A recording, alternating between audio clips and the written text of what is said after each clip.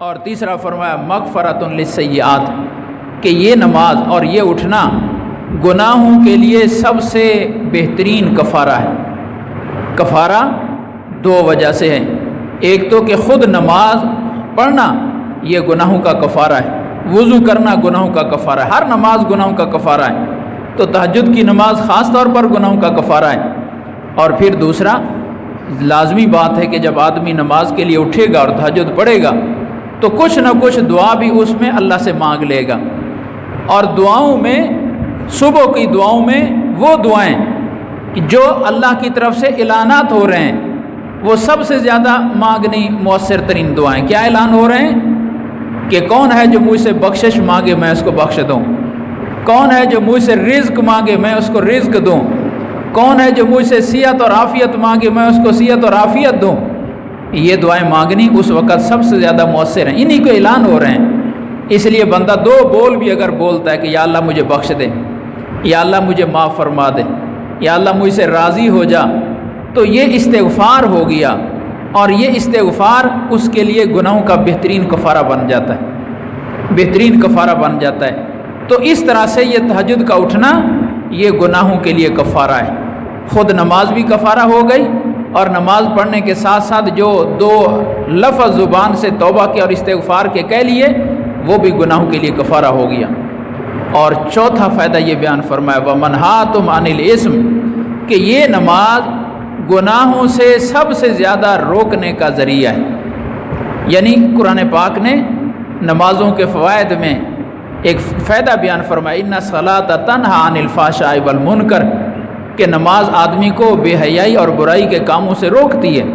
یعنی نماز کی ایک تاثیر ہے، وہ کیا تاثیر ہے کہ اس کے ذریعے سے خود بخود ہی انسان کا دل گناہوں سے متنفر ہوتا ہے اور نیکی کا شوق پیدا ہوتا ہے خود ہی۔ ہر نماز سے کوئی بھی نماز پڑھے، فرض نماز پڑھے، نفل نماز پڑھے، اس کے اندر یہ تاثیر ہے۔ لیکن حضور صلی اللہ علیہ وسلم فرما رہے ہیں کہ یہ تاثیر سب سے زیادہ فرض نمازوں کے بعد اللہ پاک نے تہجد کی نماز میں رکھی ہے۔ منہاتم عن الاسم، کہ یہ انسان کو گناہ سے روک دیتی ہے۔ ایک صحابی ہے، دوسرے کی ظاہر وہ بھی تو صحابی ہیں جو اس دور میں ایمان والا موجود ہے، شکایت لگائے کہ یا رسول اللہ فلاں آدمی، نام لیا اس کا لیکن حدیث میں اس کا نام نہیں آ رہا ذکر، کہ فلاں آدمی صبح کو تہجد پڑھتا ہے اور دن کو چوریاں بھی کرتا ہے، دن کو چوری بھی کرتا ہے۔ تو نبی پاک صلی اللہ علیہ وسلم نے فرمایا انہا ستنہا ہو، یہ تہجد ان قریب اس کو اس چوری والے گناہ سے روک دے گی۔ اگر تم سچ کہہ رہے ہو کہ ادھر تہجد پڑھ رہا ہے اور دن کو چوریاں کر رہا ہے تو یہ ان قریب چوری کا گناہ اس سے چھوٹ جائے گا، یہ تہجد گناہ چھڑا دے گی۔ گناہوں کو چھڑانے میں اس لیے کہ انسان کے اندر اللہ نے دو طاقتیں ودیعت فرمائی، ایک وہ طاقت جو انسان سے نیکی کرواتی ہے اور ایک وہ طاقت جو انسان سے گناہ کرواتی ہے، دو طاقتیں رکھی۔ اب وہ دو طاقتوں میں سے جو طاقت زیادہ طاقتور ہوگی وہ انسان کو اپنی طرف کھینچ لے جائے گی۔ اگر گناہوں کی طاقت زیادہ قوی ہے تو نیکی والی طاقت بیچاری کہتی رہے گی کہ نیکی کر لے کر لے کر لے، لیکن ہوگا وہی جو گناہ کی طاقت چاہے گی کیونکہ وہ زیادہ قوی ہے۔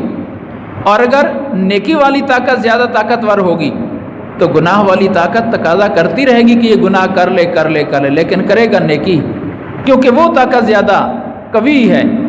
تو انسان کو ضرورت ہے اس پانی کی جو اس کی نیکی والی طاقت کو مضبوط بنا دے اور گناہ والی طاقت کو کمزور کر دے۔ تو اس کے لیے سب سے زیادہ مؤثر ترین چیز یہ صبح کا اٹھنا ہے، تہجد پڑھنا ہے۔ اس سے انسان کی اندر کی نیکی والی طاقت میں قوت آ جاتی ہے اور اس کے لیے پھر نیکیاں کرنا آسان، گناہوں کا چھوڑنا آسان ہو جاتا ہے۔ تو فرمایا کہ اس رات کے اٹھنے کا فائدہ یہ ہوگا کہ اس کے ذریعے اس کے لیے نیکیاں کرنا آسان ہو جائے گا۔ حضرت عبداللہ ابن عمر رضی اللہ تعالیٰ عنہ اپنا واقعہ بیان فرماتے ہیں کہ صبح کو فجر کی نماز کے بعد حضور صلی اللہ علیہ وسلم بیٹھ جاتے تھے، اور کسی صحابی نے اگر رات کو کوئی خواب دیکھا ہوتا تھا تو وہ اپنا خواب سناتا تھا اور حضور صلی اللہ علیہ وسلم اس کی تعبیر بتا دیتے تھے۔ تو اچھے اچھے خواب لوگ سناتے اور اس کی تعبیریں بھی سنتے تھے، تو میرے دل میں حسرت ہوتی تھی کہ کاش مجھے بھی کبھی کوئی خواب نظر آئے۔ یہ غیر اختیاری چیز ہے، اللہ جس کو جو دکھا دے، انسان کے اپنے بس میں نہیں ہے۔ تو میرے دل میں حسرت ہوتی تھی کہ کاش مجھے بھی کوئی خواب نظر آئے اور میں بھی حضور صلی اللہ علیہ وسلم سے اس کا ذکر کروں اور کوئی تعبیر سنوں۔ تو کہتے ہیں ایک دن مجھے خواب نظر آیا کہ دو فرشتے آئے انسانی شکل میں اور انہوں نے مجھے پکڑا اور پکڑ کے مجھے زبردستی کھینچتے ہوئے لے جا رہے ہیں۔ کہاں لے گئے؟ دوزخ کے قریب، بڑی خوفناک دوزخ، ہولناک دوزخ۔ خاموشی سے میرے ہاتھ پکڑے ہوئے اور مجھے کھینچتے لے جا رہے ہیں۔ دوزخ مجھے نظر آنے لگی، اتنا قریب لے گئے۔ آگے سے ایک تیسرا فرشتہ انسانی شکل میں آیا اور اس نے مجھے آ کر ان سے چھڑا دیا اور کہنے لگے آپ نہ گھبرائیں، آپ ان میں سے نہیں ہیں، دوزخ والوں میں سے، اس کو چھوڑ دو، اس کو کہاں لے آئے ہو؟ یہ خواب میں نے دیکھا۔ کہتے ہیں کہ یہ خواب دیکھنے کے بعد اب مجھے خود حوصلہ نہیں پڑ رہا کہ نبی پاک صلی اللہ علیہ وسلم سے یہ خواب ذکر کروں اور اس کی تعبیر پوچھوں۔ تو میں نے اپنی بہن حضرت حفصہ رضی اللہ تعالیٰ عنہ جو حضور صلی اللہ علیہ وسلم کی زوجہ مطہرہ ہیں، ان کے سامنے خواب ذکر کیا کہ یہ خواب میں نے دیکھا ہے۔ تو انہوں نے پھر حضور صلی اللہ علیہ وسلم کے سامنے ذکر کیا کہ میرے بھائی عبداللہ نے یہ خواب دیکھا ہے۔ تو نبی پاک صلی اللہ علیہ وسلم نے اس کی تعبیر تو نہیں بتائی، اس لیے کہ واضح تھی کہ اس کا معنی ہے کہ تم دوزخیوں میں نہیں ہو، تمہیں صرف دوزخ کی ہولناکی تھوڑی سی مشاہدہ کرائی گئی ہے کہ کتنی ہولناک چیز ہے، ورنہ ان میں سے نہیں ہو، اس کی تعبیر تو واضح ہے۔ لیکن نبی پاک صلی اللہ علیہ وسلم نے ایک بات ارشاد فرمائی، میرا یہ خواب میری بہن کی زبانی سن کر فرمایا نعم الرجل عبداللہ لو کان یصلی باللیل، عبداللہ بہت اچھا آدمی ہے، کاش یہ رات کو تہجد پڑھا کرے، یہ رات کو اگر تہجد پڑھا کرے تو بہت اچھا آدمی۔ فرمایا میری ابھی تک تہجد کی عادت پختہ نہیں تھی، نبی پاک صلی اللہ علیہ وسلم نے میرے اس خواب پر یہ جملہ فرمایا۔ تو اس کے بعد فرماتے ہیں کہ عبداللہ ابن عمر رضی اللہ تعالیٰ عنہ نے زندگی کا حصہ بنا لیا کہ رات کا اکثر حصہ ان کا تہجد میں گزرتا تھا، کہ نبی پاک صلی اللہ علیہ وسلم پسند فرما رہے ہیں اور حضور صلی اللہ علیہ وسلم چکر لگایا کرتے تھے، صحابہ کرام کی تہجدوں کو بھی چیک کرتے تھے۔ ایک دن چکر لگا رہے ہیں تو مسجد نبوی میں حضرت ابو بکر رضی اللہ تعالیٰ عنہ بھی تہجد پڑھ رہے ہیں، حضرت عمر رضی اللہ تعالیٰ عنہ بھی تہجد پڑھ رہے ہیں، اور دونوں کے قرآن پڑھنے کا انداز مختلف ہے۔ حضرت ابو بکر رضی اللہ تعالیٰ عنہ بالکل دھیمی آواز میں، جس کو بڑی مشکل سے وہ خود سن سکیں، قرآن پاک کی تلاوت کر رہے ہیں، اور حضرت عمر رضی اللہ تعالیٰ عنہ بڑی گرجدار آواز میں قرآن کی تلاوت کر رہے ہیں۔ چپ کر کے حضور صلی اللہ علیہ وسلم سن کر دیکھ کر چلے گئے۔ صبح کی نماز کے بعد دونوں حضرات کو بلایا، فرمایا میں نے رات تمہاری نماز کا جائزہ لیا ہے اور تمہاری پڑھنے کی مقدار بھی دیکھی ہے۔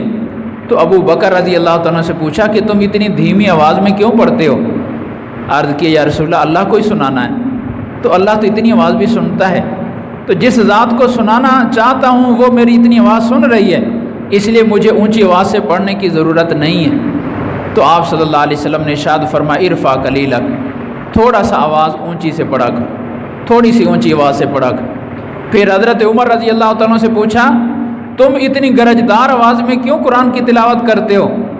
عرض کی یا رسول اللہ مجھے تو جو ثواب ملنا ہے وہ تو ملنا ہی ہے، میں اس کے ذریعے دو فائدے اور حاصل کرنا چاہتا ہوں، او کے ذل وسنانا و اطرد الشیطان، کہ جو میرے آس پاس سوئے ہوئے ہیں وہ میری آواز سے جاگ جائیں، شاید ان کو بھی تہجد کی توفیق ہو جائے، تو اس طرح سے ان کو میں اٹھانا چاہتا ہوں اور تہجد کی ترغیب دینا چاہتا ہوں۔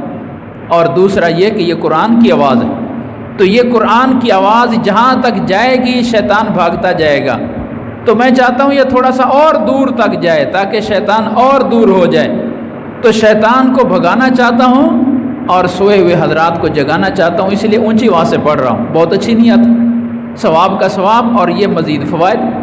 تو حضور صلی اللہ علیہ وسلم نے فرمایا اخفض قلیلک، تھوڑا سا اپنی آواز کو پست کر دو۔ اب علماء نے اس کی حکمت یہ لکھی کہ نیت دونوں کی اچھی تھی، مقصد دونوں کا بہت خیر والا تھا، لیکن تھا اپنا